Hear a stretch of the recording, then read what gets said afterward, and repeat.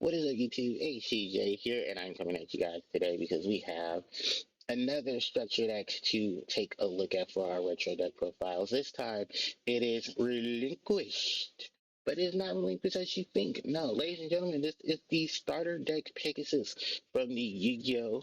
Duel Monsters series. Yes, the third structure deck for the Yu-Gi-Oh! Series. Because fun fact, we didn't start getting structure decks until about 2005, 2006, because the first one was Dragon's Roar um, here in the TCG. So for that time period, we were only getting starter decks. And I think we were getting two starter decks at the same time. So we got starter deck Kaiba and Yugi in March 29th of 2002. Then a year later, we got 2003's Joey Wheeler and Maximillian Pegasus starter decks.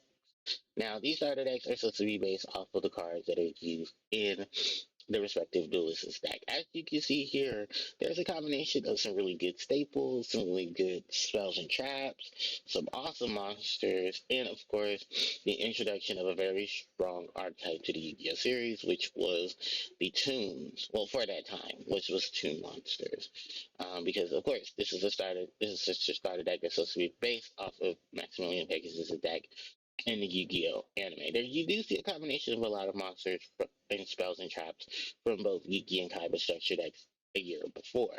But you have to remember now it's been a year later, and there's more packs that have now been introduced into the card game. So, without further ado, why don't we go ahead and we get started into what the lineup looks like for the starter deck. So, starting off is the cover monster of the starter deck, and that is Relinquished. Then we have for the normal monsters, yeah, they're normal monsters. We have Rear Illusionist Faceless Mage, Rogue Doll, Yarabi, Red Archery Girl, Aquamador, Toon Alligator, and Giant Soldier of Stone. For the effect monsters, we have Blue Eyes Toon Dragon, Manga Rearan, Summon Skull, Toon Mermaid, um, Sonic Bird, Witch of the Black Forest, Dream Clown, Master Darkness, Hero Shadow Scout, Muka Muka, Man-Eater Bug, Hane Hane, and Jigun Banganon, and the Armed Ninja. For the spells, we have Change of Heart, Soul Release, Dispel, Black Pendant, Ring of Magnetism, Toon World, Rush Recklessly, MST, Black Illusion Ritual, Don Quixote the Cure Master, Monster Reborn, Graceful Charity, Fissure, Stop Defense, Dark Hole, Remove Trap, and Yami. For the trap cards, we have Trap Hole, Wabaku, Reinforcements, Castle Walls, Griffin Wing, Enchanted Javelin, Ultimate Offering, Robin Goblin, Seven Tools of the Bandit, and Magic Jammer. So yes, this is a full deck out, 50 cards, just like you get in Kaiba's. And Joey's is not any different, because yes, I will be getting the Joey's. Basically, what this was introducing was Toons, who were already in the Spell Ruler at the time, but they needed a massive reprint because it was very hard and difficult to get them, and plus, people were going to be buying this because there's so many reasons to buy starter decks. You know, staples, reprints of cards, people who want to invest in a really good deck. And I think at that time, Relinquish was started to become a really good deck because of the fact that Relinquish was one of the game's first ritual monsters. And let's talk about the bad boy Relinquish. So Relinquish and the Relinquish archetype basically have our low level spellcasters that are dark attribute, and their archetypal gimmick is that they immobilize the opponent.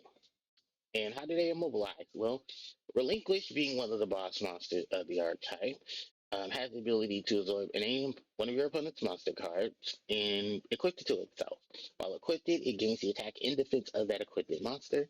If that monster, if he was to be if Relinquish was to be destroyed by battle, it can destroy the card it's equipped with instead, and then any battle damage that you would have taken, your opponent would take instead. Trust me, this becomes more apparent with Thousand Sides Restrict. It's upgrade Relinquish, which didn't come out, I believe, for a whole nother year because no, it's in the games, but the games at that point, I think no. It was first introduced in Yu-Gi-Oh! World Championship 2004.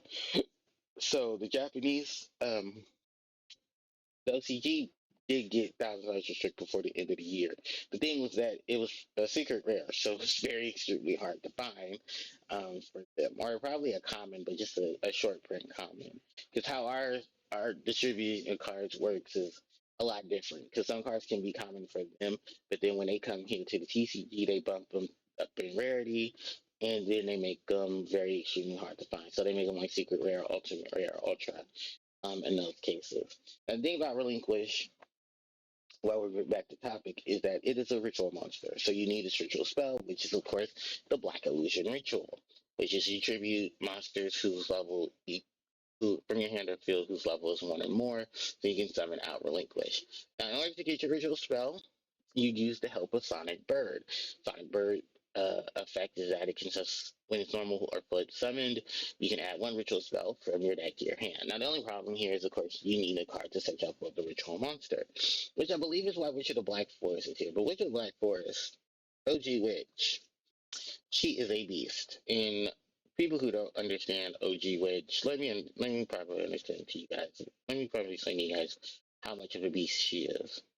OG Witch of the Black Forest was one of the first of the handful of cards to be forbidden. Why? Because Witch of the Black Forest can search for any monster with 1500 defense or less. She did not negate the effects of those monsters that she searched for like she does now, because that's the errata that they had to give Witch of the Black Forest in Zingan is the monsters that they search for their effects can with their effects cannot activate their effects. And that was because every monster that they can search for has an amazing effect. Whether it's Witch, who gets monsters with 15 or less defense, or Sangan, who gets monsters with 1500 or less attack. Now, mind you, Sangan's searching for a lot of these hand traps, Witch of the Black Forest is searching for some boss monsters.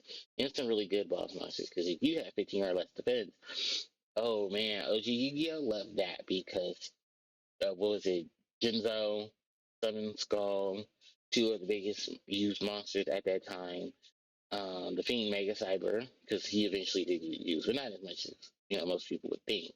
But yeah, Wager Black Forest just had way too many targets that she could search for, and she was such a big utility card. Even if it was his boss monsters, there were just even generic monsters she could search for. She was searching for beaters, low level beaters. She was searching for some recruiters, like which had just everything she could need and just search for it and just did not care. And that's why a lot of people left Witch. Even funny enough, you can combine Witch of the Black Forest with Mystic Tomato, because Mystic Tomato is a dark that searches for low level dark monsters, low static dark monsters, which has low stats. So, they blow up your Mr. Tomato. Here comes a Witch of the Black Forest or a Sanguine, and that's just tribute fodder for your big boys. So, yeah. And then you get to search out for them too. So, yeah, you can see why Witch and Sanguine had to be hit the way they did. And she had a lot of targets. Oh, and I'm just talking about just the big boys. I mean, we're not talking about Gemini. We're not talking about Dune's Dark Witch. We're not talking about Voice Raider. We're not talking about Dark Elf. Oh man, she had tons of targets she could search for, and I'm saying this because there were a lot of combination things that came around when Witch came around. So yeah, like Metal Raiders gave us Witch. I think it was Pharaoh Servant that started giving us the recruiters, and then that was just easy fodder for things as well. The Mask of Darkness. Now, while this is a counterpart to Magician of Faith, being that she's a light fairy, I mean, a light spellcaster, Mask of Darkness is a dark fiend. Mask of Darkness can get when flipped, gets any trap card from your graveyard and add it to your hand. Well, which got any spell and added it to your hand. So this is your recruiter for your recycler for your traps, magician of fate with your recycler for spells. The thing about it is why Master Darkness was never hit, but Magician of Fate was, because Magician of Fate, remember, spells can be played once you get them into your hand. Trap cards have to be set to turn activate them unless there's something like a hand trap in which the hand trap itself you do have to stall out a little longer because the Master Darkness has to pick up the trap. Then you have to set the trap the next turn. Hope your opponent doesn't blow it up, and then when the conditions are met, you can activate the trap card. Spells can just be played like that. Like she could go get Don Keto, she can go get Mr. PlayStation, she can go get Monster Reborn, she can be Change of Heart. Those are power spells. I mean power. I mean little spells. The power spells. And yeah, that's initially why Magician of Faith was at one for such a long period. It is the game didn't need her anymore. They unbanned her and then unlimited her because yeah, the game was like, we don't really need you. There's so many other problem cards to deal with, so they bring her back and then they bring her to three. Well, Master Darkness is sitting here at three and it's like, hi. Toons. Let's talk about Toons. So Toons. So let's talk about some of these guys. So Toon monsters have a lot of drawback to them, especially the early days, where they couldn't be normal summon attack unless you controlled Toon World. Then in that case, for the higher level Toon monsters, you have to do the required tributes, but they're considered special summons. They're not considered normal summons. And the thing about Toons is this: Toon effects. Toon monsters can attack your opponent directly as long as they don't control a Toon monster. To control a Toon monster, you have to take the Toon monster. You must have Toon World on the field in order to even summon them. If Toon World is not on the field, then if Toon World leaves the field by any means, they get destroyed.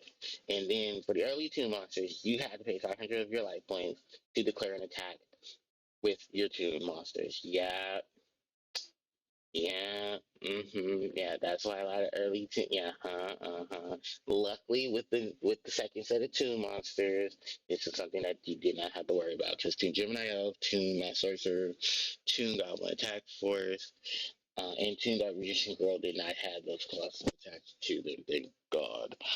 Funny enough, since we're talking about Toon Dark Magician Girl, she's the only Toon monster in the series that does not have the clause that she can't attack the turn she's summoned.